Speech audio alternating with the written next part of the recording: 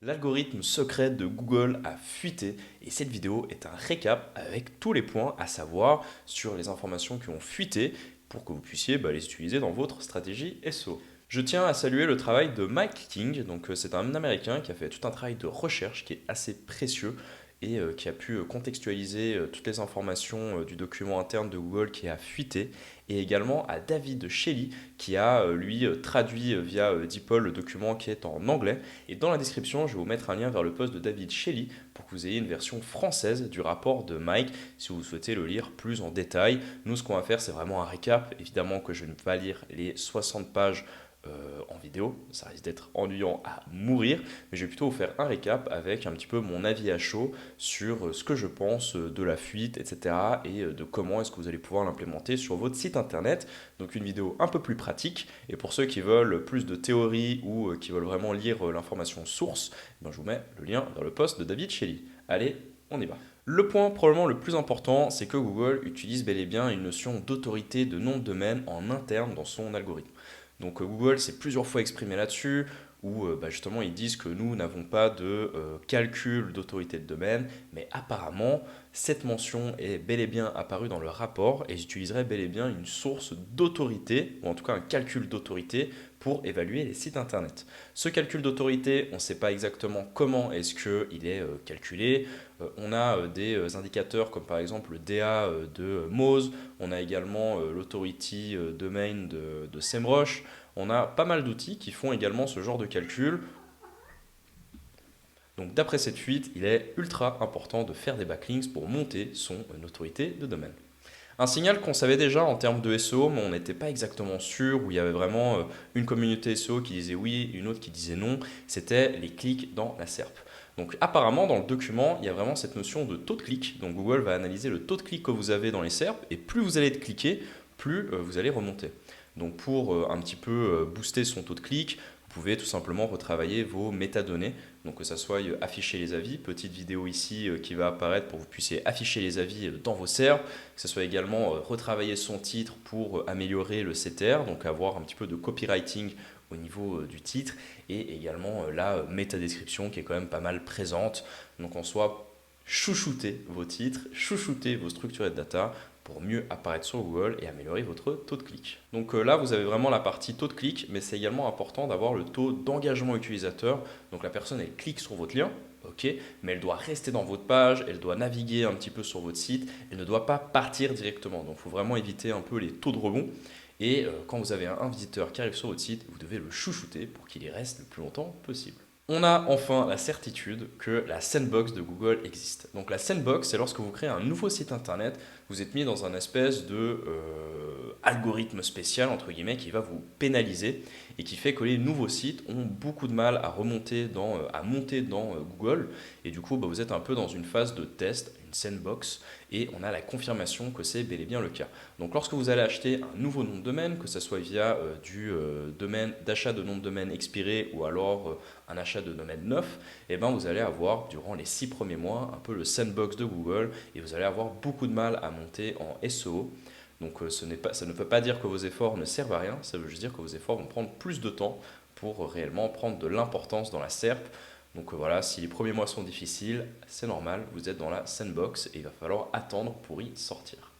Donc ça, c'était un truc que Google avait nié, mais finalement, Google utilise la donnée de Chrome, donc du navigateur Chrome, pour peaufiner son algorithme. Donc ça, je ne sais pas si c'est très RGPD compliance. Je ne sais pas si Google, justement, est communiqué que non, parce que en termes de data, vol de data, c'était un petit peu sensible. Mais apparemment, il y a bel et bien une mention de données remontées de la part de Chrome pour justement peaufiner ses recherches et avoir plus d'informations sur les comportements utilisateurs dans ses résultats. Donc voilà, c'est une petite information qui va dans le sens qu'aujourd'hui on ne cherche plus uniquement à faire du contenu SEO, mais vraiment faire vivre une expérience à l'utilisateur et on aimerait qu'il reste sur le site, notamment via des médias ou alors une meilleure qualité de texte ou alors un meilleur copywriting. Donc il y a vraiment cet aspect engagement utilisateur qui est vraiment présent, en tout cas dans les documents de Google.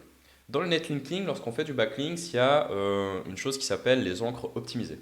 Et Google a bel et bien dans son algorithme un petit module qui va justement voir si vos encres de liens via des liens externes ou internes, de maillage interne, ne sont pas trop optimisés. Et si c'est le cas, il va un petit peu vous pénaliser. Donc l'algorithme, ça va dans les deux sens. Si c'est trop optimisé, il va vous pénaliser. Si ce n'est pas assez optimisé, il va également vous pénaliser entre guillemets au niveau du lien. Il va peut-être pas le considérer. Donc lorsqu'on parle de pénalité de lien, c'est vraiment qu'il ne va pas considérer le lien. Donc Google, il y a des algorithmes qui disent ce lien-là, je ne le compte pas dans mon algo, et du coup, il a une valeur de 0, tandis que ce lien-là est ultra pertinent, je vais lui donner une valeur de 10 sur 10. Et en fait, cet algorithme, il va un petit peu pondérer tous vos liens, et généralement, nous, ce qu'on aime bien faire en termes de SEO, c'est à peu près 80% de liens un peu génériques, branding, et environ 20% d'encre de liens optimisés, pour éviter justement d'avoir cette suroptimisation. Donc dans les documents, il ne précisait pas exactement quel était le pourcentage à avoir d'optimisé et non optimisé, mais en tout cas jusqu'à aujourd'hui, c'est une règle du 80-20 que j'applique et qui fonctionne très bien et que je vous recommande de l'utiliser. Lorsqu'on vise des backlinks, on peut soit créer une nouvelle page et intégrer son lien, soit intégrer un lien dans une page déjà existante. Et il faut savoir que le fait d'ajouter un lien sur une page fraîche va apporter plus de pondération à ce backlinks. Donc du coup, si vous devez faire des backlinks, visez par exemple les sites d'actualité. C'est très très bon pour votre référencement naturel, ou alors des pages fraîches pour justement maximiser le boost du jus. Et apparemment, les pages qui sont déjà anciennes, où on rajouterait un lien dedans, sont un tout petit peu moins intéressantes dans l'algorithme de Google. Voilà une petite info intéressante. Apparemment, la taille de fonte dans vos encres de liens est pertinente. Si vous faites un lien avec une fonte toute petite ou alors trop petite, vous allez avoir moins de puissance SEO que si vous avez une fonte qui est plutôt grande. Donc là, on n'a pas la taille de pixels de fonte à utiliser, mais j'imagine qu'une bonne taille de fonte, c'est du 18 pixels, et que si vous êtes en dessous des 10 pixels, c'est probablement trop petit. Voilà, c'est vraiment la petite info insolite. Petite nouveauté, apparemment Google, lorsqu'il va considérer votre page, il ne va pas considérer votre page uniquement à son état A, donc la dernière modification, mais il va considérer les 20 dernières modifications de votre page pour se faire un avis sur votre contenu, ce qui est plutôt intéressant. Ça veut dire que si vous avez un mauvais contenu et que vous le changez juste une fois pour un très bon contenu, vous allez quand même être pénalisé par l'historique de cette page-là. Et du coup, si vous souhaitez annuler un peu cet historique, il va falloir faire 20 changements dans vos pages pour justement passer outre l'algo des 20 références qui sont stockées dans le cache de Google. Google, lorsqu'il va crawler votre site, il ne va pas indexer, ou en tout cas, il ne va pas garder en mémoire l'intégralité de votre page. En fait, Google, il va uniquement garder la première partie de votre page, ou en tout cas la partie qu'il trouve la plus intéressante. Et un conseil qu'on va pouvoir retirer un petit peu de cette documentation, c'est que les informations les plus importantes doivent apparaître en haut de page et non pas à la fin. Donc vraiment, lorsque vous avez une information qui répond parfaitement à l'intention de recherche dans Google, remontez-la tout en haut pour justement être sûr que Google, lorsqu'il va garder en cache votre page, il garde bien la partie intéressante de votre contenu et pas qu'il tombe sur par exemple de la définition. Lorsqu'on écrit un article de blog, souvent les premières lignes c'est qu'est-ce que nanana, définition de nanana. Et du coup, si Google garde ça en mémoire, ça peut ne pas être intéressant pour vous. Donc du coup, remontez les informations intéressantes en haut de page. Ne trichez pas sur vos dates pour essayer de faire croire que vous avez un nouveau contenu un peu plus frais. Donc Google va stocker les dates de vos pages. Donc mes recommandations, c'est de bien s'assurer que dans vos métadonnées, vous ayez les dates de votre page, donc date de création et date de modification, et de également les faire apparaître dans votre contenu. Par exemple, imaginons vous mettez à jour votre page, vous laissez afficher la date de création. Ok, mais en plus, vous allez également mettre la date de modification pour montrer que, ok, oui, c'est vrai que ce contenu il date de 2022, mais comme tu l'as vu, je l'ai changé en 2024. Comme ça, vous êtes sûr de profiter de la freshness de l'algorithme de Google et d'avoir un petit boost sur vos contenus qui ont été mis à jour. Donc Google a un petit registre où il va noter tous les propriétaires des noms de domaine. Donc lorsque vous faites par exemple du nom de domaine expiré ou lorsque vous achetez un nouveau domaine frais, c'est probablement comme ça qu'il sait que vous allez être dans la sandbox. Voilà ces petites informations. Lorsque vous achetez un nom de domaine, sachez que Google connaît l'historique de tous les propriétaires. Google, lorsqu'il va vous ranker, il ne va pas uniquement vous juger sur la qualité de votre page, il va juger la qualité de l'intégralité de votre site internet pour se faire une idée de votre contenu. Donc si vous avez un site qui est dégueulasse et que vous n'avez qu'un seul très très bon contenu, vous allez avoir du mal à ranker. Donc vraiment peaufiner toutes vos pages et essayer de créer un écosystème cohérent dans votre nom de domaine pour dire à Google que votre site c'est le site. Et dernière petite info, donc ça c'est rien de spécial, c'est que les tout petits sites internet ont un signal à part dans l'algorithme de Google, un petit peu comme les sites YMLM, donc Your Money or Your Life, ou les sites de news.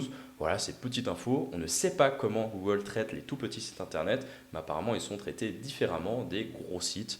Voilà, petite info. Voilà pour ce récap. Le but c'était de rester un petit peu dans les 10-12 minutes. Vous avez vraiment toutes les informations importantes qui ont été divulguées dans le document. Vous avez le lien vers le post de David Shelley pour tout simplement lire le document. Il y a à peu près 60 pages. Donc il y a énormément de données beaucoup plus techniques si vous souhaitez lire ce genre d'informations et avoir accès à ça. J'espère que cette vidéo vous a plu. Je l'ai fait au plus vite parce que la fuite a été faite très récemment. Et la version française, elle est apparue uniquement hier, donc mardi. Et j'ai tourné cette vidéo mercredi matin. Donc faites péter les likes si vous avez aimé. Et on se retrouve dans la SERP.